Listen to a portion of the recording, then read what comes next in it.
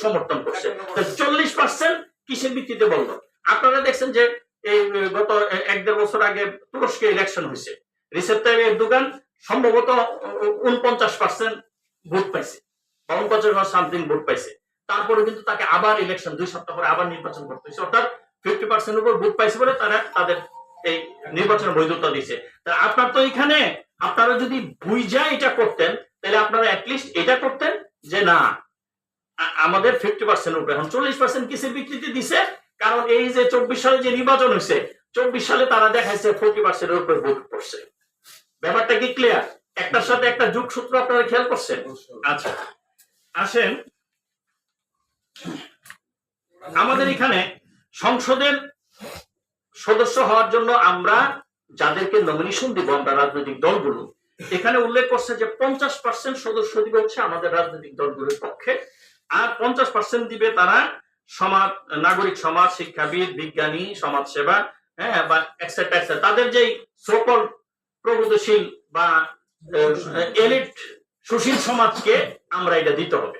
আবার দেখেন তাদের মাথায় কত বুদ্ধি, তারা আরেকটা জায়গার মধ্যে আমরা যদি এটাকে ক্রস টেবিল অ্যানালাইসিস করি, আমরা যদি স্ট্যাটিস্টিক্যাল অ্যানালাইসিস করি, এটার সাথে যদি আরেকটা ক্রস টেবিল করি, এক জায়গায় লিখছে যে আমি কাউকে নমিনেশন দিতে হলে সে এই দলের 3 বছর সদস্য হইতে হবে। তাহলে আপনি আমাকে বলেন যে উনারা যে ধারাটা দিছে এই ধারার সাথে উনারা কন্ট্রাডিকশনে পড়ে গেছে। অর্থাৎ একবার আমাকে বলছে 50% দিবেন আমার আপনার দল থেকে আর 50% দিবেন সুশীল সমাজ থেকে, আবার উনারা বলছে যে 3 বছর পর্যন্ত যদি আপনার ওই দলের সদস্য সে না হয় তাহলে তাকে নমিনেশন দিতে পারবেন না। তাহলে আপনার সুশীল সমাজটা কি আমাদের দলের মেম্বার বা কোন রাজনৈতিক দলের মেম্বার? তাহলে আপনি একদিকে এটা বলতেছেন আর একদিকে ওইটা বলতেছেন, অর্থাৎ আপনারা এটা সূক্ষ্মভাবে বুঝে শুনে এই প্রস্তাবনাটা আপনারা দেন নাই। এর মানে হচ্ছে এইটা হওয়ার কোনো সম্ভাবনা নাই, এটা হতেই পারে না।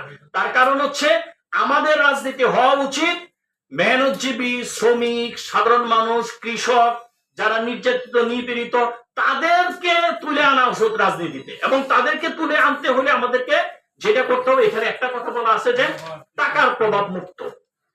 আপনারা যে সিস্টেম আমাদেরকে বলে দিচ্ছেন, এর আগের সিস্টেমটা ছিল 100 উপজেলা কমিটি এবং 22টা জেলা কমিটি, প্রত্যেকটা জেলার মধ্যে আমার অফিস থাকতে হবে। তো এই যদি আমি প্রত্যেকটা জেলায় অফিস দিতে যাই তাহলে এক মাসে কত কোটি টাকা খরচ হবে? এর মানে হচ্ছে সাধারণ শ্রমিক, নির্যাতিত, নিপীড়িত মানুষ, অর্থাৎ মাওলানা ভাসানীর মতো লোকজন রাজনীতি করতে পারবেন, তাই না বিষয়টা? এর মানে হচ্ছে আপনারা আর মাওলানা ভাসানীর জন্ম দিতে চাচ্ছেন না, দরগাবাগিসের জন্ম দিতে চাচ্ছেন না, তাই না বিষয়টা? বা আমার মতো দরিদ্র মানুষ রাজনীতিতে আসতে পারবো না, এটা হচ্ছে আপনাদের প্রথম থিম। আর দরিদ্র মানুষরা রাজনীতিতে আসলে এটার পরিস্থিতি কি হবে এটা আমাদের পার্শ্ববর্তী দেশ, যারা নিজের দেশের চেয়ে আমাদের দেশকে নিয়ে বেশি ভাবে, তারা ভালো করে জানেন। কারণ এই যে জুলাই বিপ্লবে ছাত্রদের সাথে কিন্তু এই দরিদ্র মানুষগুলি রাজপথে প্রাণ দিয়েছে এবং রাজপথে এসেছিলেন। সুতরাং এই দরিদ্র মানুষগুলিকে যদি রাজনীতিতে আনা হয় তাহলে তাদের যে প্ল্যান বেচতে যাবে। এখানে রাজনৈতিক দল নিবন্ধনের ক্ষেত্রে ওনারা বলছেন 10% জেলা, 5% উপজেলা। আপনারা যেহেতু সংস্কার করছেন, এখানে একটা বিষয় হচ্ছে যে জুলাই বিপ্লবে অ্যাপ্রক্সিমেটলি 2000-এর মতো সাধারণ মানুষ প্রাণ দিছে। এখনো 20 থেকে 25,000 ছেলে মেয়ে বিভিন্ন জায়গায় তারা হাসপাতালে মৃত্যুর সাথে পাঞ্জা লড়ছে, কারো হাত গেছে, কারো চোখ গেছে, কারো পা গেছে, তার সারা জীবনের জন্য পঙ্গু হয়ে গেছে। তো এত বড় গণ অভ্যুত্থান বা বিপ্লবের পরে আপনারা সংস্কার করবেন, আর এই সংস্কারের মাধ্যমে আপনারা সেই আগের শেখ হাসিনার ফ্যাসিস্টের সেই ভারতের চাপাইয়া দেওয়া যে সিস্টেম, ওই সিস্টেমের মধ্যে আমাদেরকে রেখে দিবেন, এটা তো হতে পারে না। একটা দেশের সিস্টেম হওয়া উচিত এটা আন্তর্জাতিক মানে। এখন আন্তর্জাতিক মানটা কি? পৃথিবীর যেই দেশের থেকে আমরা এখন পর্যন্ত বাংলাদেশে আমাদের যে গণতন্ত্র বলেন, আমাদের দেশের সিস্টেম বলেন, সুপ্রিম কোর্টের বিভিন্ন আইন বলেন, এই আইনগুলি বেশিরভাগই কিন্তু আসলে ব্রিটিশ ল থেকে আমদানিকৃত। তাহলে সেই ব্রিটিশের মধ্যে তারা রাজনৈতিক দল নিবন্ধনের জন্য কি সিস্টেম রাখছে? যেই গণতন্ত্রের প্রবক্তা বলি আমেরিকা কি রাখছে, কানাডাতে কি রাখছে, বা আমরা যে এত ভারতের দালালের অভাব নাই, ভারত এত বড় একটা মানে গণতান্ত্রিক দেশ হিসেবে আমরা মনে করি, ভারতে একটা রাজনৈতিক দলের নিবন্ধনের জন্য সিস্টেম কি? এই দেশে রাজনৈতিক দলের নিবন্ধনের সিস্টেম হচ্ছে একটা গঠনতন্ত্র থাকবে, একটা কেন্দ্রীয় অফিস থাকবে এবং কেন্দ্রীয় কমিটি থাকবে। এইটার ভিত্তিতে একটা রাজনৈতিক দলের নিবন্ধন এই সকল উন্নত বিশ্বে দিচ্ছে। তাহলে আমাদের দেশে এমন কি সমস্যাটা হয়ে গেল যে আমাদের দেশে আপনাকে এতগুলি কমিটি দিতে হইব, এতগুলি অফিস দিতে হইব, এতগুলি আদালত দিতে হবে, এই দিতে হবে, সে দিতে হবে, এর ভিত্তিতে আপনি আমাকে নিবন্ধন দিবেন? এটা তো রীতিমতো রাজনৈতিক দলগুলোকে গলা চিপে ধরা, যে তোমরা রাজনীতি করতে পারবে না। রাজনীতি শুধু বসুন্ধরার মালিকই করবে, রাজনীতি শুধু যারা বড় বড় হাজার হাজার কোটি টাকার মালিক, হ্যাঁ, তারাই শুধু রাজনীতি করবে। তাদের তত্ত্বাবধানে, তাদের দালালি যারা করছে, তাদের পা যারা চাচ্ছে, তারাই শুধু রাজনৈতিক দলের নিবন্ধন পাবে, তারাই শুধু রাজনীতিতে আসবে। আর আমাদের মতো যারা নির্যাতিত নিপীড়িত মানুষের পক্ষে কথা বলি, যারা রিক্সাওয়ালার পক্ষে কথা বলি, শ্রমিকের পক্ষে কথা বলি, কৃষকের পক্ষে কথা বলি, তারা রাজনীতি আসতে পারবো না। তো সুতরাং এখানে রাজনৈতিক দলের নিবন্ধনের ব্যাপারে ওনারা বলছে যে আমরা শর্ত শিথিল করেছি।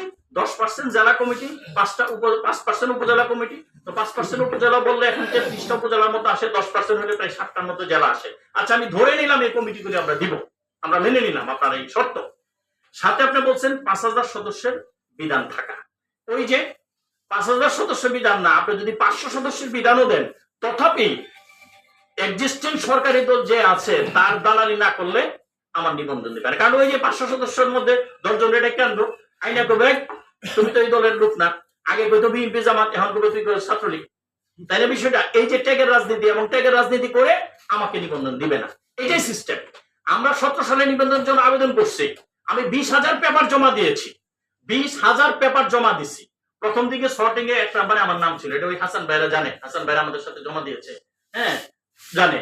এরপরে ঘুরতে ঘুরতে গোয়েন্দা সংস্থার ইয়েতে দেখা যায় যে আমাদের নামই নেই। যেই 2টা দলের নাম ওখানে আসছে, একটা দল জমা দিছে মাত্র 11টা কমিটি, আমি নাম মেনশন করলাম না, অনলি 11টা জেলা কমিটি জমা দিছে, আর কিচ্ছুই আসে না, শর্টিং লিস্টে নাম আসছে। এইবারও যেই শর্টিং লিস্টে নাম আসছে, 2টা দলকে আমি চিনি, আর একদম আমার অফিসে আসা যাওয়া করে, সে 139টা পেজ জমা দিছে। 139টা পেজ কিন্তু আপনার শুধু কমিটিগুলি হয় না, তারপরও তাকে শর্টিং লিস্ট আসছে। এর মানে হচ্ছে যিনি সরকারি দল তাকে যদি দালালি না করে, তাহলে এই সিস্টেম অনুসারে সে নিবন্ধন পাবে না। তাইলে আমাদের সিস্টেমটা কি? এখানে আন্তর্জাতিক মানের সাথে সংগতি রেখে আমাদের এই রাজনৈতিক দল নিবন্ধন আইনটা প্রণয়ন করতে হবে। পাশাপাশি ওনারা বলছেন যে 100 টাকা ন্যূনতম চাঁদা প্রত্যেকটা সদস্যের লাগবে। আরে ভাই, আমার তো এমনও সদস্য আছে যাকে উল্টা আমাকে দিতে হবে, আবার এমনও সদস্য আছে যে আমাকে লাখ টাকা চাঁদা দিবে। এটা ওই রাজনৈতিক দলেই ঠিক করবে যে আমি আমার সদস্যের কাছ থেকে কত টাকা চাঁদা নিব কি নিব না। তারপরে আরেকটা লেখছে, দলের লেজুর ভিত্তিক ছাত্র সংগঠন, শ্রমিক সংগঠন, ব্যক্তিগত আরো যেই নামেই হোক না কেন এই সংগঠনগুলি থাকবে না। আর বুঝলাম এই সংগঠনগুলি যদি না থাকে, তাহলে শ্রমিকের পক্ষে কথা বলবে কে? এই যে এসএ এর পক্ষে আজকে এক ভাই কথা বললো, তো এই কৃষকের পক্ষে কথা বলবে কে? সাধারণ মানুষের পক্ষে কথা বলবে কে? এই কথা তো কোনো না কোনো রাজনৈতিক ধারার মাধ্যমেই বলবে। এর মানে হচ্ছে আপনি কৃষক, শ্রমিক, মেহনতি মানুষের গলা চিপে ধরতে চান। আমরা শেষ পর্যায়ে চলে আসছি। হ্যাঁ, এই যে আরেকটা হলো, নমিনেশন দিতে হলে আমাকে 3 বছর এই দলের সদস্য হইতে হবে, এটা আমি আগেই আপনাদেরকে ব্যাখ্যা করেছি। এবং 5 বছর পর পর রাজনৈতিক দল নবায়ন করতে হবে। কেন ভাই? আমি কি ব্যবসা প্রতিষ্ঠান? এটা কি বিজনেস যে আমি সারাদিন ব্যবসা বাণিজ্য করে 5 বছরে কয় টাকা আয় করলাম, কয় টাকা ব্যয় করলাম, কি করলাম না করলাম, আমার 5 বছর পর পরে নবায়ন করতে হবে কেন? এটা তো পলিটিক্যাল পার্টি। 5 বছর পর পর নবায়ন করার মানে হচ্ছে এই 5 বছর যদি আমি সরকারের দালালি করি তাহলে আমার দলের নিবন্ধন থাকবে, আর যদি সরকারের দালালি না করি তাহলে আমাদের দলের নিবন্ধন থাকবে না। ব্যাপারটা এমনটা বোঝাচ্ছে না? কেন এই বিধানটা আপনাকে কেন রাখতে হবে?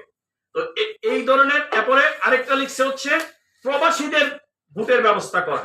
এটা 100% আমরা স্বাগত জানাই। অবশ্যই যে আমাদের যে রেমিটেন্স যোদ্ধারা তারা অবশ্যই আমাদেরকে ভোট দেবে। আপনি এক জায়গায় ধারাতে লিখছেন যে যেই নামেই হোক প্রবাসে কোনো সংগঠন থাকবে না, যদিও বাংলাদেশের বিএনপি, আওয়ামী লীগ, জামাত, জাতীয় পার্টি প্রত্যেকটা দলের প্রবাসে প্রচুর সংগঠন আছে, এটা আমরা জানি, আপনারা সবাই দেখি, থাকবে না। এখন আমরা নতুন দলের জন্য প্রবাসী সংগঠন, তাদের জন্য সমস্যা। তাহলে প্রবাসে যারা ভোট দিবে তারা ভোটের অধিকার থাকলে তাদের তো সংগঠনের অধিকারও আছে, তাই না বিষয়টা? তাইলে আপনাদের নিজের কথাই আপনাদের কন্ট্রাডিক্টরি। সুতরাং এইসব বিষয়গুলি নিয়ে, এই ধরনের প্রত্যেকটা ধারা নিয়ে যদি আমরা বক্তব্য দিতে চাই, তো দীর্ঘক্ষণ বক্তব্য দিতে হবে, এখানে অনেক আলোচনা আছে।